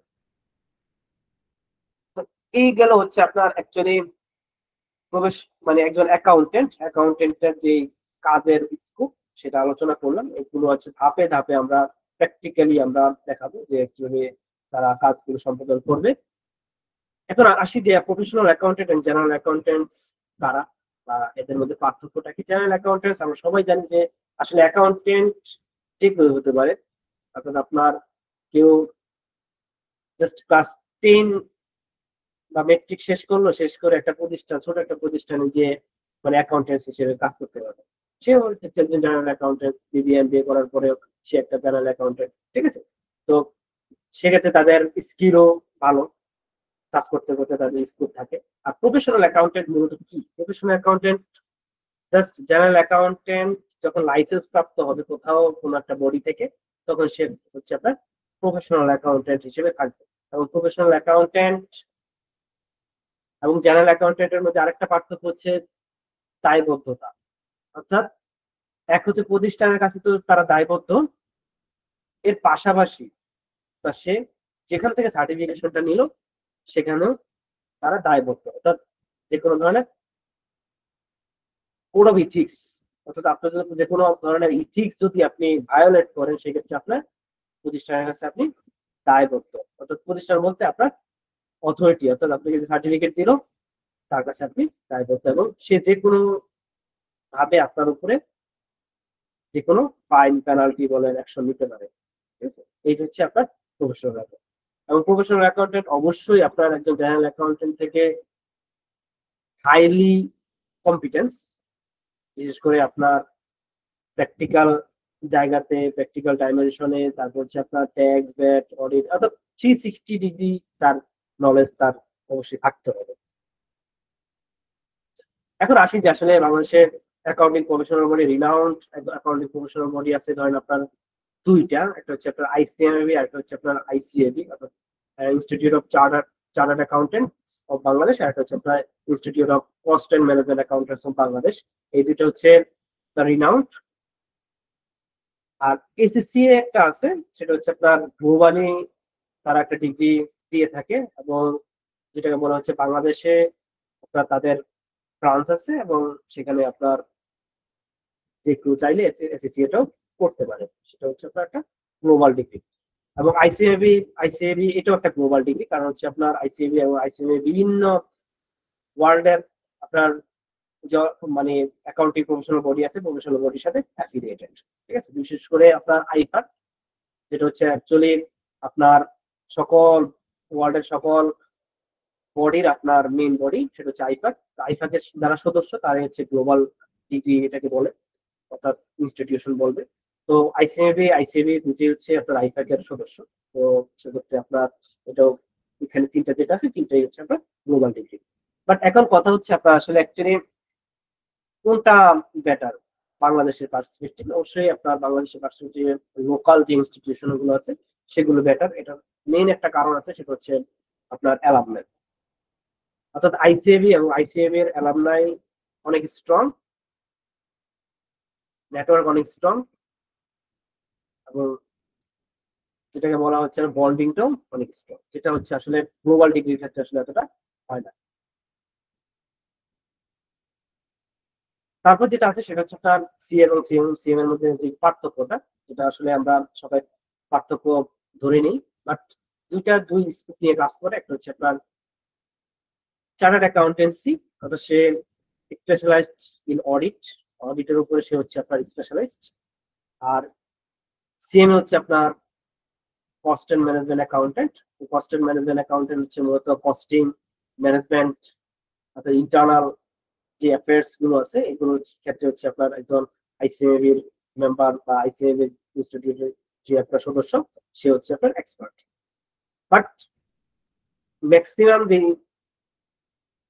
মানে কমন সাবজেক্ট গুলো হচ্ছে আপনার সিএ এবং সিএবি এর দুজনেরই পড়তে হয়। যেমন বিশেষ করে একজন চার্টার্ড অ্যাকাউন্টেন্ট আপনার ট্যাক্সে সে expert, cost and management accountant ট্যাক্সে এক্সপার্ট, ভ্যাট এক্সপার্ট, ঠিক আছে? বা অন্যান্য যে ফ্যাক্টর গুলো জাস্ট এখানে ডিফারেন্ট কোথায়, জাস্ট আপনার অডিটের ক্ষেত্রে। অডিট একজন হচ্ছে আপনার স্ট্যাটিউটরি অডিট বা ফাইন্যান্সিয়াল অডিটটা করতে পারে, আরেকটা হচ্ছে আপনার সিএমএ করতে পারে, হচ্ছে আপনার কস্ট অডিটটা করতে পারে। দুজন দুই অডিট, ঠিক আছে? এই হচ্ছে পার্থক্য। এখন আপনি একজন চার্টার্ড অ্যাকাউন্টেন্ট কিভাবে হবে? প্রথম হচ্ছে আপনাকে একটা সিএ ফার্ম চুজ করতে হবে। তো সিএ ফার্মে আপনাকে 3 বছরের আর্টিকেলশিপ আছে, আর ক্ষেত্র বিশেষে কিছু জায়গা হচ্ছে 2 বছরের আর্টিকেলশিপ আছে। দেন হচ্ছে আপনাকে 17টা সাবজেক্ট পাস করতে হবে। এই তিনটা করে আপনাকে চার্টার্ড অ্যাকাউন্টেন্টস, যদি আপনি 17টা সাবজেক্ট পাস করলে আপনাকে চার্টার্ড অ্যাকাউন্টেন্ট বা সিএ হিসেবে আপনাকে তারা রিকগনাইজ করবে এবং সার্টিফিকেট দিবে। সিএ প্রোগ্রামে হচ্ছে আপনার 3টা লেভেল আছে, একটা হচ্ছে আপনার সার্টিফিকেট লেভেল, একটা হচ্ছে প্রফেশনাল লেভেল, একটা হচ্ছে আপনার অ্যাডভান্স লেভেল। এই 3টা লেভেল পার করে তাকে আপনার সিএ যে সার্টিফিকেশনটা পেতে হবে। এখানে কস্টিং এর বিষয়, এখানে বিভিন্ন কস্টিংটা বলা আছে, আপনারা এখানে স্লাইড থেকে দেখে নিন। এখন আসেন যে আসলে সিএ ফার্ম গুলো আছে, তো সিএ ফার্ম আসলে কি কি অফার করে। তো তাদের যে কোর সার্ভিস এটা হচ্ছে অডিট এন্ড অ্যাসুরেন্স, এটা হচ্ছে বুক কিপিং, এটা হচ্ছে business and personal tax service তারা দিয়ে থাকেন, যেটা হচ্ছে আপনার বিপিও বা বিজনেস প্রসেস আউটসোর্সিং, যেগুলো আউটসোর্সিং করে থাকে। যেটা হচ্ছে আপনার কোম্পানি সেক্রেটারিয়াল সার্ভিস দিয়ে থাকে, পেরোল স্যালারি রিলেটেড সার্ভিস দিয়ে থাকে। আরো অনেক বড় ধরনের সার্ভিস, বিশেষ করে ভ্যালুয়েশন, এই বিশেষ বিশেষ আপনার স্পেশালাইজড যে আপনার রিপোর্টিং এর কাজও আপনার সিএ ফার্ম গুলো করে থাকে।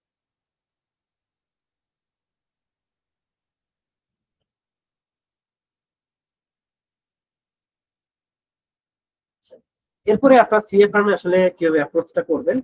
সিএ ফার্মে অ্যাপ্রোচ আপনি ফিজিক্যালি আপনি সিভি ড্রপ করে করতে পারেন, অথবা আপনার এইচআর কে মেইল করতে পারেন বিভিন্ন সার্কুলার যখন দিবে। তো পার্সোনাল নেটওয়ার্ক আপনি বিভিন্ন সিএ ফার্মে যুক্ত হতে পারবেন। কস্ট এন্ড ম্যানেজমেন্ট অ্যাকাউন্টিং আমি অলরেডি বলছি, তারা হচ্ছে specialist in cost audit, cost accounting, cost analyst, তারপর হচ্ছে আপনার ট্যাক্সেশন, ভ্যাট, সব মানি ম্যানেজমেন্ট অ্যাকাউন্টিং, এইসব জায়গায় তারা হচ্ছে আপনার এক্সপার্ট। সিএম এর কারিকুলাম, এখানেও আপনার 5টা লেভেল আছে। সিএফএ যেমন আমরা 3টা লেভেল দেখছিলাম, এখানে হচ্ছে 5টা লেভেল। এখানে হচ্ছে টোটাল 21টা সাবজেক্ট আছে, 21টা সাবজেক্ট আপনাকে শেষ করতে হবে। বাট এখানে সিএ এবং সিএম এর মধ্যে একটা ডিফারেন্স আছে, সেটা হচ্ছে আপনার আপনি জবের পাশাপাশিও আপনি সিএম এটা করতে পারবেন। অর্থাৎ এখানে আপনাকে আর্টিকেলশিপের জন্য আলাদা করে আপনাকে ফার্মে যেতে হবে না, বাট সি এর জন্য আলাদা করে ফার্মে যেতে হবে। আপনি জব করে আসলে সি এটা করতে পারবেন। তাহলে অবশ্যই কোনো না কোনো সিএ ফার্মের সাথে আপনার 3 বছর অথবা 2 বছর একটা থেকে আপনাকে সিএটা করতে হবে। আর সিএমএ তে ফ্লেক্সিবিলিটিটা আছে। সিএমএ ফ্লেক্সিবিলিটি হচ্ছে আপনার যে কোনো জায়গায় জব করেও আপনি সিএমএটা কন্টিনিউ করতে পারবেন।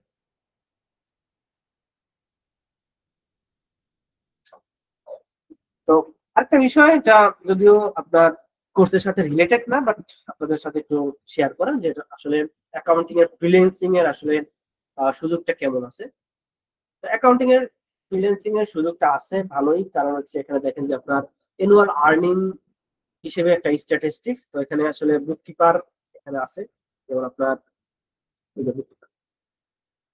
বুককিপার ধরেন আপনার প্রায় 49 থেকে 50 হাজার ডলার সে ইনকাম করতে পারে অ্যানুয়ালি। যদি আমি হিসাব করি আপনার প্রায় 48 থেকে 50 লক্ষ টাকা আপনার করতে পারে স্কুল আছে, ঠিক আছে, স্কুল আছে। এবং বিভিন্ন মার্কেট প্লেসে আপনার এই বুককিপিং করার জন্য আপনার গিগ যখন তৈরি করা হয়, অর্থাৎ যেটাকে বলা হচ্ছে আপনার অ্যাকচুয়ালি আপনি ধরেন ফাইবার বা আপওয়ার্কে গেলে নিজের একটা প্রোফাইল তৈরি করলেন, নিজের একটা প্রোফাইল তৈরি করে হচ্ছে আপনার আপনার সার্ভিসটা অফার করলেন, দেন হচ্ছে আপনার ওখান থেকে হচ্ছে আপনাকে পিক করবে, ঠিক আছে। তো সেটার যেটাকে বলা হচ্ছে মার্কেট ডিমান্ড ভালোই আছে বাংলাদেশে, আমার জানা মতো অনেক মানুষই করতেছে। মানে দুর্ভাগ্যবশত আমি নিজে আসলে চেষ্টা করছি, কিন্তু আসলে আমি ওই সময় করতে পারিনি। আমি আসলে সিএসিএম বা আর্টিকেলশিপ তারপর জবে চলে যাওয়ার কারণে আসলে আর এখানে ফোকাস দিতে পারিনি। বাট আমি ইনিশিয়াল পয়েন্টে আমি কিছু নলেজ আছে। তো যাই হোক, যেটা বললাম যে আসলে আপনি যদি এটা করতে চান সেটাও আপনারা করতে পারবেন। এই জন্য আপনারা বিভিন্ন ধরনের কোর্স অফার করে বিভিন্ন প্রতিষ্ঠান, সেখানে আপনারা যেতে পারেন। তো ওখানে সাকসেস স্টোরি ভালো। মার্কেট প্লেস আমরা দুইটা মার্কেট প্লেস মানে টপ র্যাঙ্কিং এ আমরা সবাই জানি, যে বিশেষ করে আপওয়ার্ক, তারপর হচ্ছে ফাইবার। এখানে হচ্ছে আপনার যেটাকে বলা হচ্ছে আপনার নিজেরা প্রোফাইল ওপেন করতে পারি, নিজেরা প্রোফাইল ওপেন করে হচ্ছে গিগ আপনারা গিগ বলতে আপনার অ্যাকচুয়ালি আপনার সার্ভিসটা অফার করলেন, সার্ভিসটা অফার করে হচ্ছে আপনার আপনাকে পিক করবে, ঠিক আছে। তো এর জন্য আসলে আপনাকে আহ ওদের যে একটা গাইডলাইন প্রোফাইল ক্রিয়েশন করার সেটা থাকতে হবে, এবং আপনার অবশ্যই কিছু একটা এক্সপার্টাইজ বা সার্টিফিকেশন থাকতে হবে। বিশেষ করে আপনার ফ্রিল্যান্সিং হয় হচ্ছে আপনার, যদি বুককিপিং এর কথা বলি, ম্যাক্সিমাম হয়ে থাকে হচ্ছে আপনার ক্লাউড অ্যাকাউন্টিং। ক্লাউড অ্যাকাউন্টিং আসলে হয় হচ্ছে আপনার জেরো, কুইকবুক, ওয়েব, ফ্রেশবুক, এগুলো হচ্ছে আপনার ক্লাউড অ্যাকাউন্টিং সিস্টেম। অর্থাৎ আপনি বাংলাদেশে বসেও বিদেশের একটা প্রতিষ্ঠানের অ্যাকাউন্টিং আপনি বুককিপিংটা করে দিতে পারবেন, ঠিক আছে। তো এই জন্য আপনাকে অবশ্যই জেরো, কুইকবুক, ওয়েব, ফেসবুক, এই যে সফটওয়্যার গুলো আছে এই সফটওয়্যার গুলোতে ভালো দক্ষতা থাকতে হবে, ঠিক আছে। এখানে যদি আপনার ভালো একটা দক্ষতা থাকে, সার্টিফিকেশন থাকে, যদিও ফ্রিল্যান্সিং করার জন্য সার্টিফিকেশনটা এতটা ইম্পর্টেন্ট না, ওটা সার্টিফিকেট, আমরা তো সার্টিফিকেটের পিছনে ঘুরি, বাট সার্টিফিকেট থেকে আপনার স্কিলটা ইম্পর্টেন্ট, ঠিক আছে। আপনি স্কিলটা ইম্পর্টেন্ট, বাট ইনিশিয়াল পয়েন্টে যখন আপনি অ্যাক্সেস নিতে যাবেন তখন তো একটা মিনিমাম একটা সার্টিফিকেট আপনাকে লাগবে, দেখাতে হবে। তো আপনার অবশ্যই জেরো, কুইকবুক, ওয়েব এবং ফেসবুক, এইসব জায়গায় আপনাকে স্কিল্ড হতে হবে। এখানে স্কিল্ড হলে আপনি ওখানে যে আপনি ভালো করতে পারবেন। তো এই হচ্ছে আজকের ক্লাস। আজকে আমরা অ্যাকচুয়ালি যেহেতু ইন্ট্রোডাকশন ক্লাস, আমরা জাস্ট ওইভাবে যেটাকে বলা হচ্ছে আপনার প্র্যাকটিক্যাল বিষয়গুলো দেখালাম না, আমরা জাস্ট ইন্ট্রোডাকশন, অর্থাৎ আমরা আমাদের কোর্সের মানে যেটাকে বলা হচ্ছে আপনার উইন্ডোতে আমরা প্রবেশ করলাম। উইন্ডো দিয়ে ইনশাআল্লাহ আমরা নেক্সট ক্লাসগুলোতে আস্তে আস্তে ধাপে ধাপে আমরা প্র্যাকটিক্যাল পোর্শনে ধাপে। তো আজকে আমরা মূলত আলোচনা করলাম হচ্ছে অ্যাকাউন্টিং কেরিয়ার বিষয়ে। দেন হচ্ছে আমরা আলোচনা করলাম হচ্ছে একজন অ্যাকাউন্টেন্ট কি রুল প্লে করে সেটা আমরা জানলাম, অর্থাৎ আপনার একজন অ্যাকাউন্টেন্টের আপনার ওয়ার্ক স্কোপটা কি, ডাইমেনশনটা কি, সেটা আমরা এখান থেকে জানলাম। তো আশা করি আপনারা এখান থেকে উপকৃত হয়েছেন। তো আমাদের তো ডেডিকেটেড একটা গ্রুপ আছেই, আপনাদের যদি কোনো কোশ্চেন থাকে ফার্দার ক্লাসের পরে যদি কোনো কোশ্চেন থাকে আপনারা অবশ্যই কোশ্চেন করবেন। আর এখন যদি কোনো কোশ্চেন থাকে সেটাও আপনারা করতে পারবেন, আমি জাস্ট আপনাদের